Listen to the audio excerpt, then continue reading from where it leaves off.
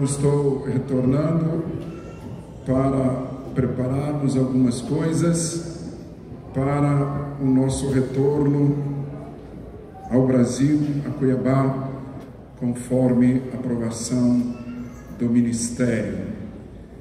Alguns me dizem que a volta é mais difícil que a ida, mas como eu tenho um Deus só que me levou e é Ele que vai me trazer, nos trazer, então a gente está seguro que todas as coisas vão ser para a glória do seu nome.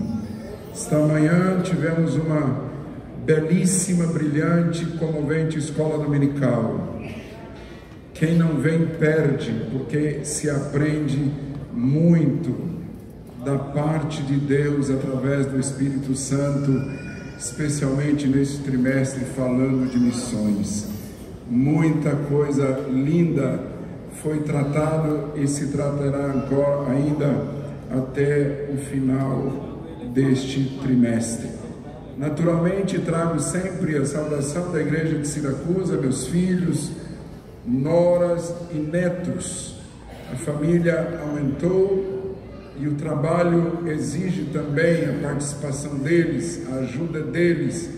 E se existe alguém feliz nessa terra, aqui está o homem número 1. Aleluia! Venha comigo ler no Evangelho de Lucas, capítulo 7. Uma passagem extremamente conhecida.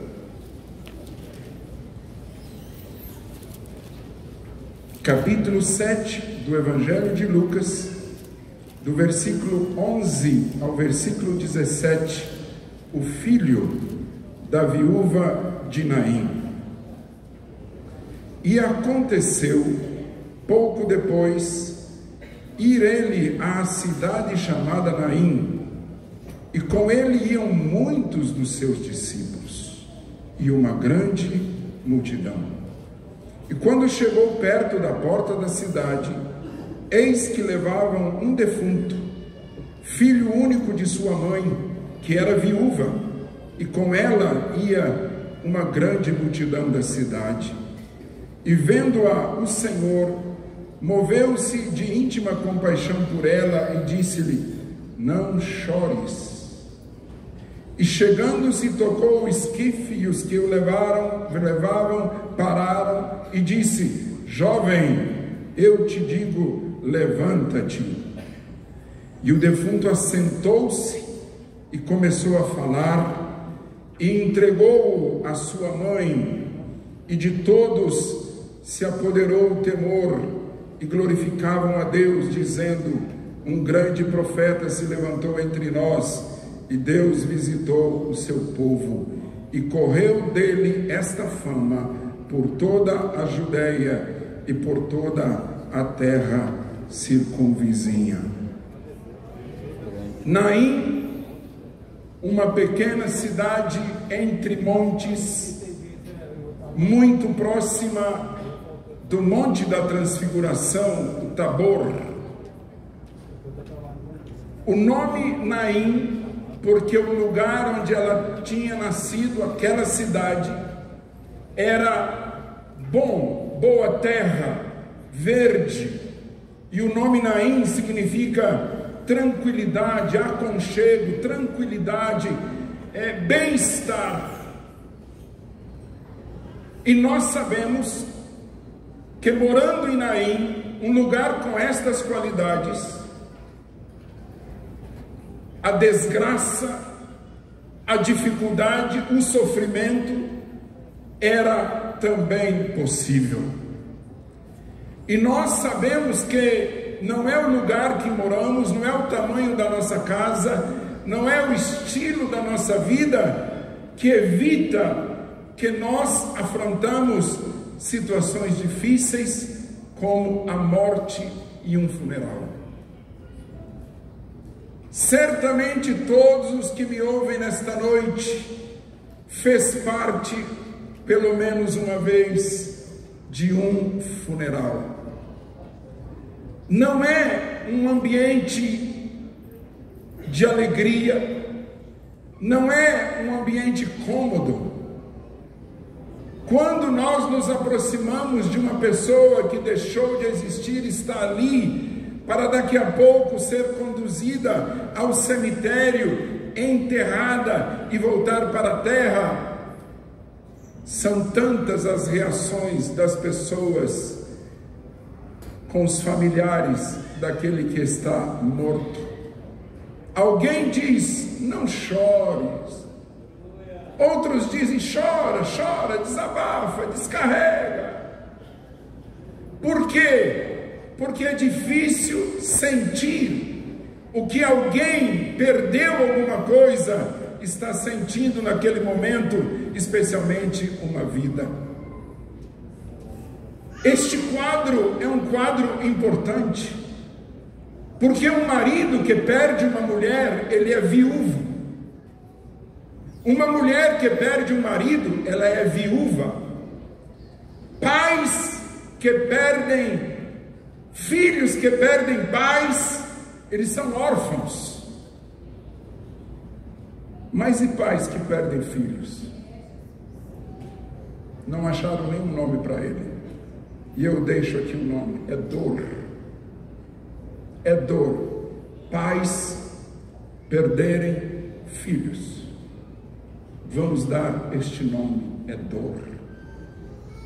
E então, todos nós como seres humanos, sabedores que este é o caminho de todos, como diz Josué, mas temos a dificuldade de admitir que a morte é algo que está para os viventes. Mas ainda avançando um pouquinho no contexto desta passagem, eu quero dizer que não são só pessoas que morrem. Muitas outras coisas na nossa vida morrem. Morre esperanças, morre projetos, morre vontades, morre sentimentos, morre desejos. E o grande problema é que se morre alguém, obrigatoriamente nós temos que sepultar. Mas algumas coisas que morrem dentro de nós, nós as conservamos para prejuízo da nossa vida espiritual, social, familiar. Eu tenho uma senhora lá em Siracusa, no primeiro ano que chegamos ali, morreu uma sua filha em modo trágico, ela tinha 30 anos. Aquela mãe se vestiu de preto no dia do funeral e nunca mais trocou de cor. 25 anos passados, ela se veste somente de roupa preta.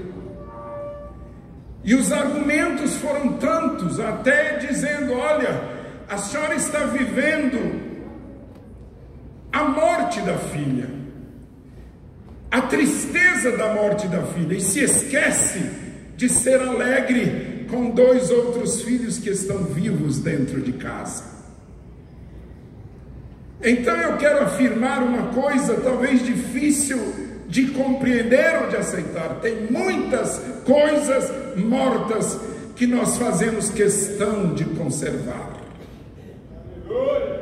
E no conservar estas coisas mortas, nós não percebemos que nós também estamos morrendo com elas. Depois da pandemia, psicólogos, psiquiatras nunca trabalharam tanto, terapeutas. Hoje a depressão está em todos os níveis. Os pastores, todos nós tínhamos que ser psicólogos, para dar uma mãozinha neste momento, quando a dor está assolando a humanidade e o diabo tem feito festa. Mas a vida do crente é algo diferente, porque nós fomos chamados para a vida, não para a morte. Devemos considerar os nossos entes queridos. Eu tenho um filho no cemitério de Cuiabá, nasceu morto. No dia em que minha esposa seria operada, a criança atorcilhou. Irmãos, tenho grande sentimento e saudade, mas eu nunca fui lá. Esta senhora da qual eu disse que no dia do enterro da sua filha, ela se vestiu de preto, todo santo domingo, de manhãzinha os filhos têm que levar ela no cemitério, e ela arruma, leva flor, leva tecido, leva de tudo para uma filha que está morta. A opressão de uma vida que vive deste modo é terrível, porque quero repetir, está vivendo em função da morte. E é importante que cada um de nós comecemos a analisar, a pensar, o que é que eu perdi e virou morte dentro de mim? Pessoas nervosas estão sempre com uma resposta aguda na ponta da língua. Pessoas asquerosas que não têm paz na vida e não têm prazer que os outros também tenham paz, por causa das coisas mortas que foram conservadas no coração e na alma, e não percebem que estão perdendo dias, estão ficando doentes, transformando-se em problemas na sociedade, na família. Mas a Bíblia é algo glorioso. Olha o que está escrito. Primeiro, Jesus está vindo pela estrada com uma multidão. Ele tinha feito milagres em Cafarnaum, está passando, não era por acaso, quando aquele defunto carregado no esquife está saindo da cidade, porque o cemitério era fora dos muros. Tinha uma multidão que estava com Jesus e tinha uma multidão que estava com aquela triste mulher. Não sei quanto tempo antes ela tinha feito o mesmo percurso para sepultar o seu marido, porque a Bíblia diz que ela era viúva. Então ela estava lidando com morte. As coisas não estavam bem para ela, porque lidar com morte, com morto, realmente não é coisa muito boa para ninguém. Não sei se alguém se acostuma. Tenho lá na igreja um enfermeiro padrão. Depois do primeiro ano da pandemia, trabalhando nos hospitais de Milão, ele teve uma crise terrível. Os médicos tiveram que mandar ele para casa e ele está até hoje lá. A gente ajuda no modo que é possível, porque dentro do hospital, com um número imenso de UTI, ele era responsável por desligar as máquinas daqueles que os médicos achavam que não tinha nenhuma esperança. E ele diz que chegava no hospital, já tinha lista, o número dos leitos que deviam ser desligados as máquinas, porque tinham outros na fila com um mínimo de esperança para ocupar aquele lugar. Ele ficou pirado, porque lidar com a morte realmente não é coisa fácil. Então esta mulher já tinha sepultado o seu marido, agora está levando o seu filho. Mas acontece uma coisa: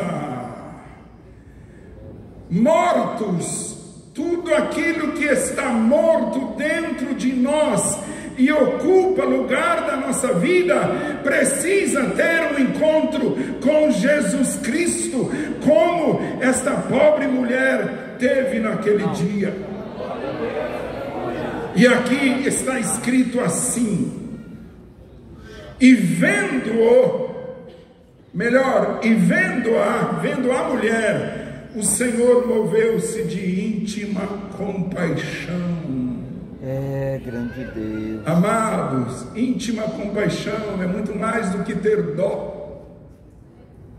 É muito mais do que querer fazer o bem. Pelo menos 5 milagres Jesus operou depois de ter íntima compaixão. Sabe o que é ter íntima compaixão?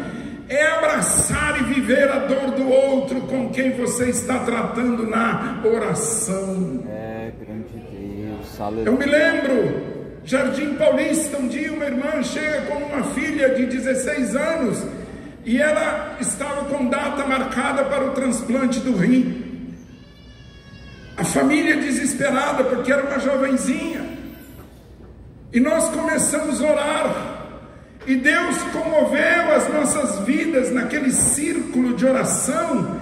E de repente eu me vi no espírito dentro do rim daquela menina. Foi uma coisa incrível. Conheci a doença dela lá dentro do seu rim. Foi assim, fração de segundo. Concluímos a oração. 3 dias depois me telefona a irmã: olha, nós levamos a filha. E eles riram na nossa cara que a menina não tem nada. Qual rim que deve ser transplantado? Não seria esta a razão das nossas orações não ouvidas?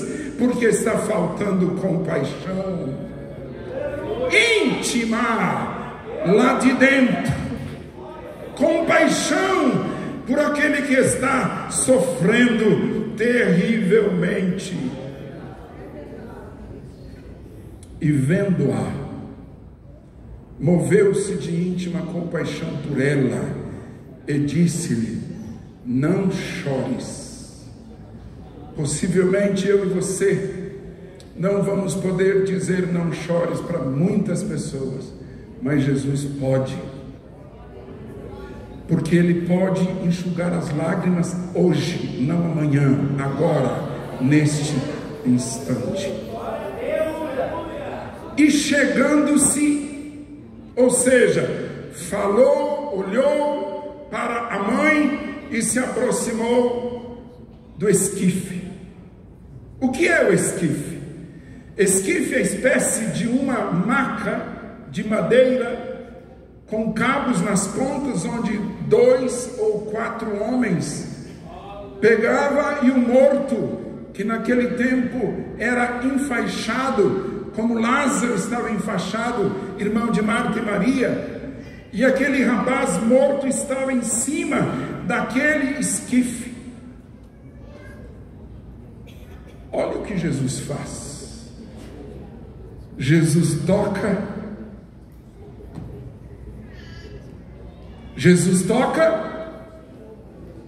o esquife. Jesus toca aquilo que conduzia o morto. Jesus toca a coisa que estava conduzindo um cadáver para ser sepultado. Ele não toca o defunto, ele toca o esquife. Jesus quer tocar todos os esquifes nesta noite, todas as coisas que contêm o morto dentro. Jesus quer tocar o condutor do morto, a maca, né? Maca de hospital. O morto está deitado ali, Jesus toca na maca. A maca é que estava conduzindo. Jesus nesta noite vai tocar em muita gente que tem conservado coisas mortas dentro do coração e está fazendo sofrer a alma. E não foi por acaso que Jesus tocou primeiro naquela madeira. Não foi por acaso, foi para que nós tivéssemos uma lição. Que tem muitos que são condutores de mortos que Jesus precisa tocar. E chegando se tocou o esquife. E os que levavam pararam. Jesus tocou, a coisa para. Você está disposto a parar nesta noite? Você está disposto a trazer na tua memória as coisas que têm te feito mal e se transformaram em coisas mortas? Namoro que não foi para frente, te deixou tão triste.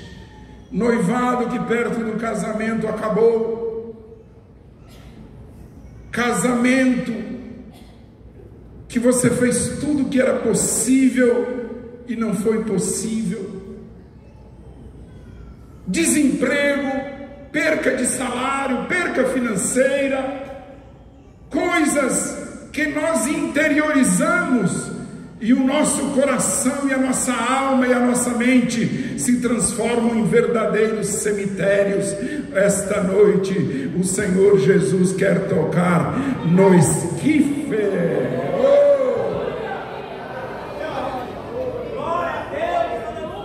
E chegando se tocou o esquife.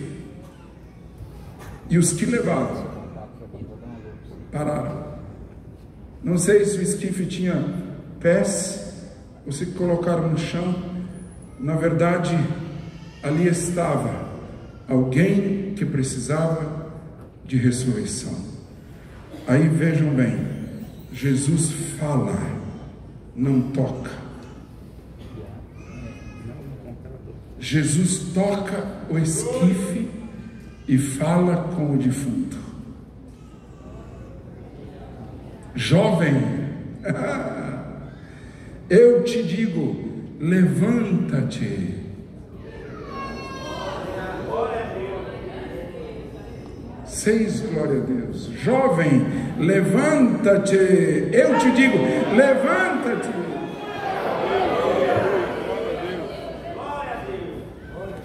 Aí sabe o que acontece? E o defunto assentou-se. Eu não sei por que ele sentou. A ordem de Jesus era para levantar. É porque às vezes a bênção de Deus é tão grande que a gente fica meio atordoado e não consegue ficar de pé imediatamente.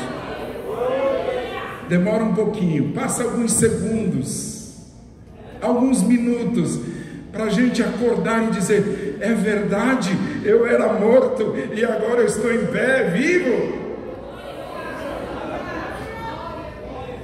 E o defunto assentou-se e começou a falar, e entregou a sua mãe. Aleluia! Que quadro maravilhoso!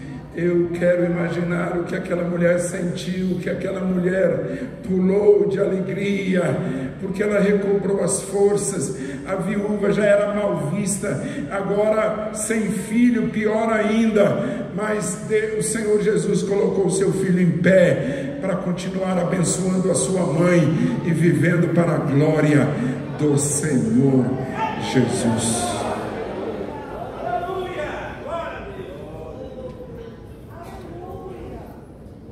O apóstolo Paulo, grande pregador, ele declarou que a sua pregação era Jesus Cristo e este crucificado. O segundo tema da sua pregação era convencer os cristãos que eles não eram mais escravos, mas filhos de Deus. Nas suas cartas, como em Romanos capítulo 8, versículo 14 a 17, ali está escrito, nós não somos mais escravos, não vivemos mais como escravos, porque o escravo não tem paternidade, ninguém sabe quem é o pai do escravo. Se não tem paternidade, não tem herança. Se não tem herança, criança não tem futuro. E estes mortos, dos quais Deus nos lembra nesta noite, está escravizando muitos corações. E alguém reclama: eu não recebo nada de Deus, porque a tua vida está ocupada por mortos.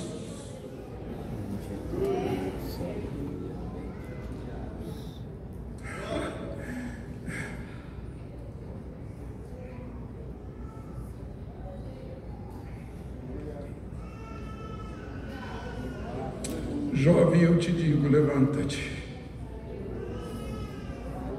Aleluia. Amados irmãos, o nosso Deus é um Deus que socorre. Eu tenho certeza que muitos aqui entre nós, eu por primeiro, lutamos para ser sinceros diante de Deus, mas tem situações que fogem ao nosso controle e à nossa força. E nós nos ocupamos de tantas coisas e de tantas pessoas, e esquecemos que aqui dentro tem um centro emocional que precisa ser curado e tratado para o nosso bem. Maridos que espancam mulheres, pais que espancam filhos. Por quê? Porque estão dentro de uma cova, sem liberdade para agir para o bem, e tudo que fazem para o mal. Jesus encontrou a viúva de Naim, devolveu para ela o seu filho. Jesus te encontra nesta noite, e Ele quer te dar liberdade das coisas mortas que foram acumuladas dentro do teu ser. Vos peço de ficar em pé, toda a Assembleia, em nome de Jesus. Grande Deus, aleluia. Maravilhoso Deus, te adorando. Fácil pregar esta mensagem? Não é. Não é fácil. Mas, irmãos, Deus é Deus que socorre. E eu quero fazer uma oração muito simples por aqueles que nesta noite desejam ser livres de coisas mortas que carregam há anos, há tempos, dentro do teu ser. E hoje Deus te diz: a felicidade que você cerca em Cristo precisa remover estas coisas do teu ontem, do teu passado, que você conserva, em certo modo, até com estima. Onde estão estas pessoas? Pessoas que querem se libertar de coisas mortas conservadas dentro de si. Você não passa um dia, 2 dias, sem pensar naquilo e sem sofrer por aquilo. Aonde você está? Ninguém vai te perguntar o que foi, o que é e o que deixa de ser. Porque do momento que você sai do seu lugar, Jesus, que ressuscitou o filho da viúva de Naim, sabe qual é a tua condição. O que dele por ele, para ele são todas as coisas. O que dele por ele, para ele são todas as coisas. De uma ofensa que recebeu de alguém que você queria muito bem. Esta ofensa entrou nos teus ossos e você se recusa à morte e não perdoar a pessoa que te ofendeu. E aquilo que está dentro de você está enferrujando os teus ossos, está corroendo a tua saúde. Quando você perdoa alguém, o problema não é a pessoa que foi perdoada, mas é você que recebe liberdade em Cristo Jesus. Venha e abandone esta ferrugem, este morto que está consumindo a tua saúde. Aqui estão irmãos e irmãs sinceros. Ninguém veio aqui na frente para se mostrar, para passear. Estão aqui porque foram tocados pelo Espírito Santo de Deus e receberão a liberdade. Os mortos vão embora, o coração vai ficar limpo. Deus bendito. Aqui estão estas vidas. Aqui estão estas vidas, Senhor, que compreenderam a palavra, que entenderam, Senhor, que Jesus precisava tocar no esquife de cada um, naquilo que continha, aquilo que continha os seus mortos. Senhor, e esta transformação vem de Ti, vem do alto do trono da Tua graça, que os ama e que não via a hora de libertar-nos, porque aqui se trata de liberdade. Livres, livres, livres, livres, no nome de Jesus Cristo. Sejam livres dos teus defuntos e viva para a vida, porque para a vida nós fomos chamados no nome de Jesus Cristo.